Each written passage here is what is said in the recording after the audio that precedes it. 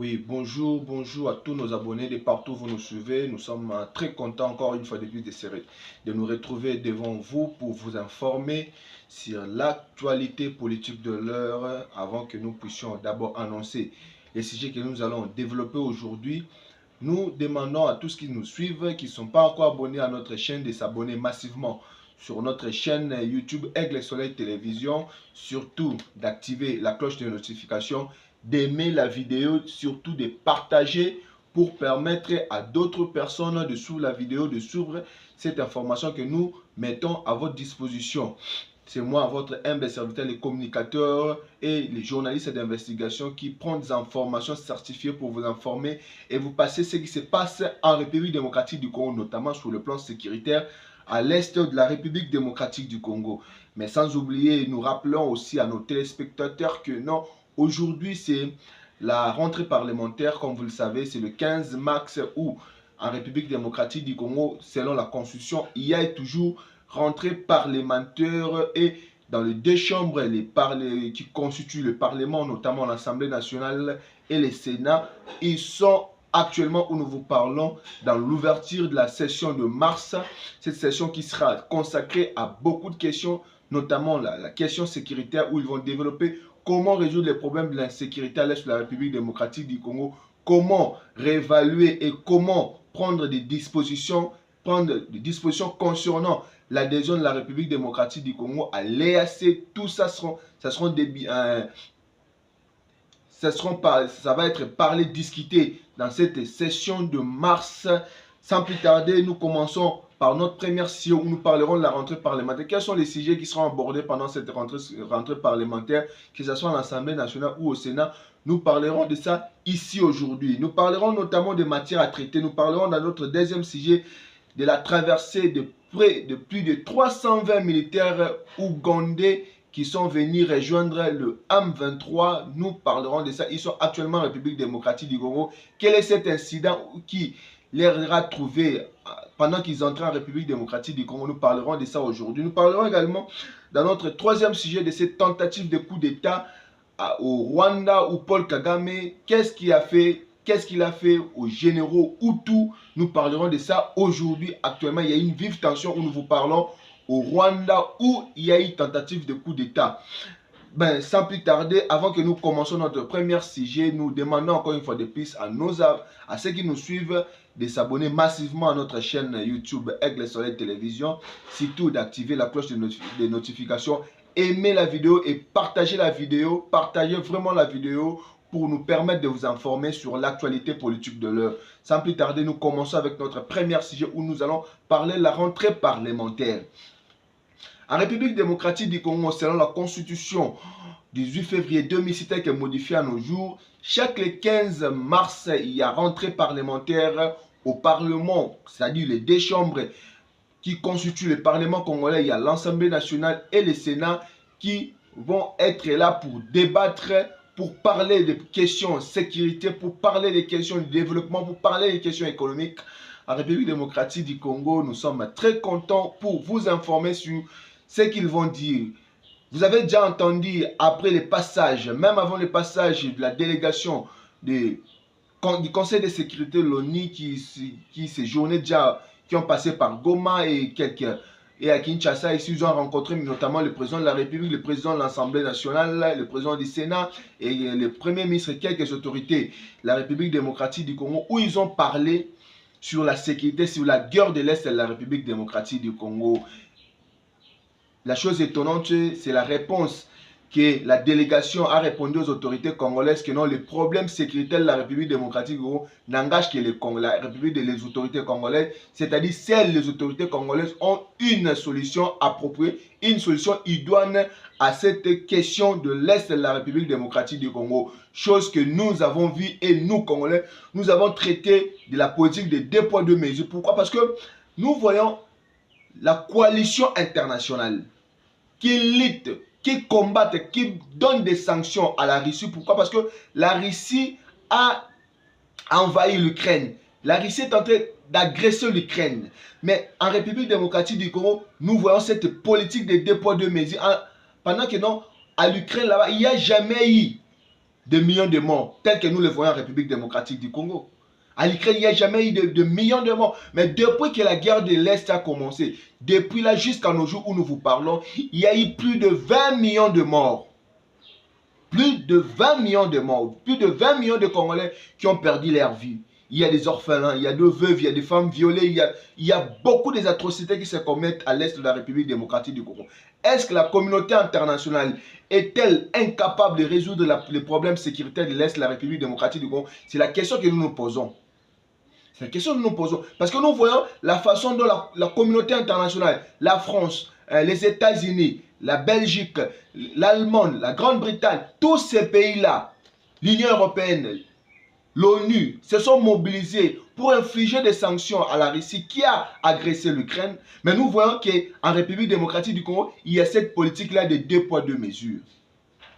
C'est chose qui est inadmissible et que nous ne pouvons jamais accepter.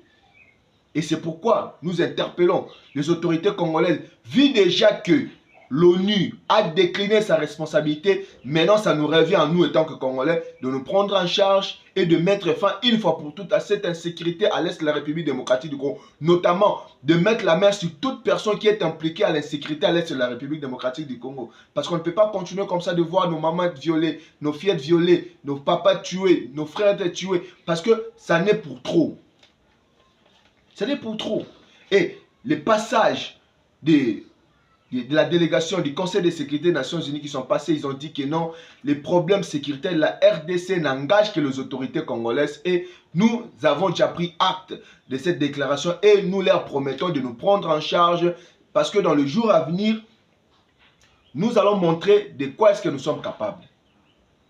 De quoi est-ce que nous sommes capables avec la politique menée par le président Félix Antoine Tshisekedi Tshilombo et la question de l'adhésion de la République démocratique du Congo à l'EAC. Ça sera aussi débattu dans cette session de mars où l'Assemblée nationale, déjà le président Mbosso Kodi a été très fâché concernant l'inaction de la communauté est-africaine, c'est-à-dire l'EAC, qui n'aménage aucun effort pour mettre fin à l'insécurité à l'Est de la République démocratique du Congo.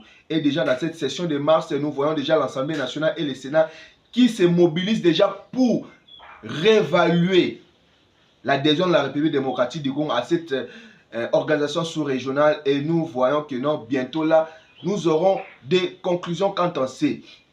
Déjà, nous entrons dans notre deuxième sujet pour parler de cette traversée de plus de 320 militaires ougandais qui sont venus rejoindre le M23 pour renforcer leur position. Déjà après l'échec total du RDF, l'armée rwandaise, contre les FARDC, nous avons vu que non, la semaine passée, les chefs d'état-major de l'armée rwandaise, le général Jean Bosco Kazura et le conseiller spécial en matière de sécurité de Paul Kagame et James Kabarebe séjournaient déjà en Ouganda pour rencontrer le président Yoweri Kaguta Museveni pour lui dire que non, depuis que nous avons commencé cette guerre de l'Est, nous sommes restés seuls contre la République démocratique du Congo pendant que nous étions entendus que non, nous devons faire la guerre à la République démocratique du Congo ensemble, mais nous sommes restés seuls. Maintenant, il vous revient à vous de faire aussi votre part de responsabilité. Et le président ougandais Yoweri Museveni ne sachant pas quoi faire, il a décidé, écoutant les conseils de son fils, le général Muhoozi Kainerugaba, il a décidé d'envoyer plus de 320 militaires. Et qu'est-ce qui leur est arrivé lorsqu'ils traversaient à la République démocratique du Congo pendant que non, nos FARDC étaient déjà aux aguets. Ils avaient déjà l'information sur la traversée, sur cette préparation de l'armée ougandaise qui voulait rejoindre les M23 pour renforcer les rangs. Et ils ont tombé en embuscade. Les FARDC, Sali Bango Babengaka massacre. Massacrer de façon extraordinaire. Et nous nous posons la question. L'EAC, l'Ouganda qui se prépare à déployer des militaires à l'Est de la République démocratique du Congo pour le compte de l'EAC. Mais comment alors le même Ouganda que nous sommes avec lui en coalition militaire en Ituri pour combattre les ADF, c'est le même Ouganda qui nous combat, c'est-à-dire à Ituri, nous sommes en coalition militaire avec l'Ouganda pour combattre les ADF, mais pendant que non, au nord Kivu, le même Ouganda est en train de combattre la République démocratique du Congo pendant que la RDC fait face à une agression étrangère, c'est-à-dire de l'armée rwandaise, c'est-à-dire l'armée rwandaise qui se camoufle derrière le M23. Ça, vraiment, c'est une hypocrisie incroyable et une hypocrisie inadmissible que non, la République démocratique du Congo ne peut pas cautionner. Et les autorités, vous avez déjà entendu le VPM des affaires étrangères de la République démocratique du Congo, son excellence Christophe Lutundula, qui a dit que non, actuellement la République démocratique du Congo fait face à 3 armées. Il y a des armées régulières et il y a une armée terroriste. Les 2 armées régulières, c'est l'armée rwandaise RDF et l'armée ougandaise, c'est l'UPDF. Et l'armée terroriste, c'est le M23, qui est appuyé par beaucoup de métiers nationaux, qui est appuyé par beaucoup de pays constituant la communauté internationale pour commettre les atrocités à l'est de la République démocratique du Congo. Déjà, le président Macron l'avait dit lors de son passage en RDC. Il avait déjà évoqué que non, le M23, avec l'arsenal militaire qu'il dispose, il bénéficie bel et bien de l'appui extérieur, notamment de certains pays, puissances étrangères. La réponse est déjà là. Et la République démocratique du Congo qui fait face à 2 pays agresseurs, qui fait la guerre à 2 pays. Aujourd'hui, nous venons d'avoir la preuve que l'Ouganda aussi soutient le Rwanda pour combattre la République démocratique du Congo, pour déstabiliser et violer la souveraineté nationale de la RDC. Heureusement que non, bravo au FRDC qui étaient tellement vigilants et qu'ils avaient déjà des informations par rapport à cette traversée de l'armée ougandaise. Ils sont tombés en embuscade et Koufi le rôle à Banyama. C'est une chose extraordinaire où nous félicitons nos forces armées de la République démocratique du Congo, notamment les commandants suprêmes, son excellent Félix Antoine Tshisekedi Tshilombo, qui n'aménage aucun effort pour restaurer la paix à l'est de la République démocratique du Congo. Et déjà là, nous entrons dans notre dernier sujet pour parler de cette tentative de coup d'État qui voulait se produire au Rwanda, coup d'État contre le président Paul Kagame, où actuellement nous vous parlons, il y a 4 généraux Hutus qui sont aux arrêts. Arrêtés pourquoi? Sur ordre de James Kabarebe, et l'ordre n'était pas venu de James Kabarebe qui est le conseiller la sécurité du président Paul Kagame, mais l'ordre était venu de lui-même, de Paul Kagame, qui voulait que non, les 3 généraux Hutus soient mis aux arrêts. Pourquoi? Parce que les 3 généraux Hutus, selon les renseignements rwandais, disent que non, les 3 généraux Hutus sont toujours en contact permanent avec les FDLR qui sont en République démocratique du Congo pour voir comment renverser le pouvoir de Paul Kagame. Et parmi ces gens-là, il y a l'homme de 1000 collines, les rescapés du génocide de 1994 à la personne de Paul Rusesabagina, qui était là pendant que non, le génocide de Rwanda en 1994 se produisait. Et ils ont dit que non, cette coalition-là de Hutus, il cherche à renverser Paul Kagame. Et Paul Kagame, il a donné l'ordre qu'on puisse arrêter les 3 généraux Hutus. Et les militaires Hutus qui ont désapprouvé cette décision, ils ont commencé à tirer à l'air. Heureusement, actuellement, nous vous parlons, il y a 3 bataillons de l'armée rwandaise qui sont portés disparus. Ce sont majoritairement les Hutus. Nous ne savons pas où est-ce qu'ils sont allés. Selon certaines informations, ils disent que non, ils sont actuellement en République démocratique du Congo pour renforcer les rangs des FDLR et se constituer une armée forte afin d'aller renverser les pouvoirs de Paul Kagame au Rwanda. C'est ça la situation qui se passe actuellement au Rwanda. Et nous avons toujours dit que non, le Rwanda, le président Paul Kagame doit savoir que non, la guerre retournera d'où elle est venue. Si la guerre est venue du Rwanda, la guerre retournera au Rwanda. Parce que la République démocratique du Congo est un pays béni. Et nous voyons déjà la bénédiction de la République démocratique du Congo, notamment avec son commandant suprême, le magistrat suprême, le président Félix Antoine Tshilombo, qui est une bénédiction pour le peuple congolais. Et nous voyons beaucoup de changements pendant qu'il est à la tête de la République démocratique du Congo. Et cet homme-là n'aménage aucun effort pour remettre la paix à l'est de la République démocratique du Congo. C'est parmi les priorités parce qu'il avait dit que non, moi je me sentirai président de la République seulement le jour où je verrai que non, l'est de la République démocratique du Congo est pacifié. Et aujourd'hui, nous voyons déjà les résultats. Les AM23 qui ont quitté beaucoup de localités qu'ils occupaient, notamment dans les territoires de Rutshuru et dans les territoires de Masisi. Et nous avons vu un grand bateau à Minova transportant de blessés de guerre rwandais, les ramenant au Rwanda. Et nous voyons déjà que non, il y a vraiment un grand échec de la part de l'armée rwandaise qui est allée solliciter l'appui de l'Ouganda pour combattre la République démocratique du Congo.